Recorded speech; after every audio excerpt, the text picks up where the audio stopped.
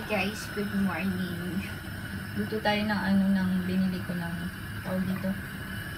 Daming mantika. Pumili ako ito. Ayan, isang bulyar. Ganyan siya. So, pwede mo na siyang kainin na buo. Ayun. Tapos, magkakamatis ako guys. Siwa tayo ng kamatis. Bala ko sana mag-ano ng tomato tsaka kamatis. Tuyo muna ako magtuyo. Iluto ko na lahat. Hindi pa mainit yung mga tita, pero gutom na po talaga ako. Gutom na ang lola niya.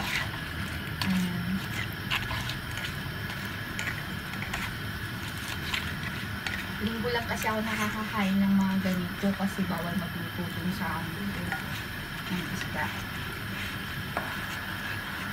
Kasi syempre bago pa lang ako hindi pa pwede, pero pag wala na siguro pag siguro pag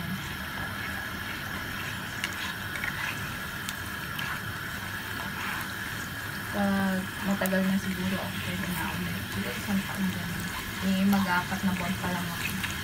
Kaya hindi pa ako kasawain. Ganun no, kapag baguhan ka pa lang sa amo, hindi ka pwedeng maging mabait ka na.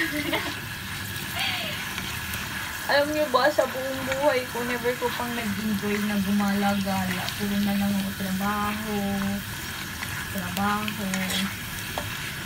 Tapos wala pa akong kausap. Kausap ko lang sarili ko minsan. Sarili ko lang gano'n. Minsan may nakakausap naman akong mga ibang Pilipina. Kaso mahirap puro pinag-uusapan pera. Or either na pagchichismisan nila yung amo. Minsan, alam nyo na, minsan pati ako nagiging ganun na rin. Yung pangit lang tingnan.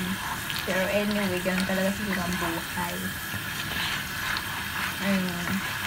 Yung anak ko pala nag-message sa kanya sa mama, na moving up na daw sila. So yun, isa po nag-message siya sa akin. Yun lang ang kwento ko bilang nanay, hindi lang single mom. Alam niyo, feeling ko magkakasakit ako. Nagluto na rin pala ako ng kanin. Excited na ako guys kumain na ito. Kasi siyempre pag tayo hindi tayo makakain kapag may amo. Nababahuan sila.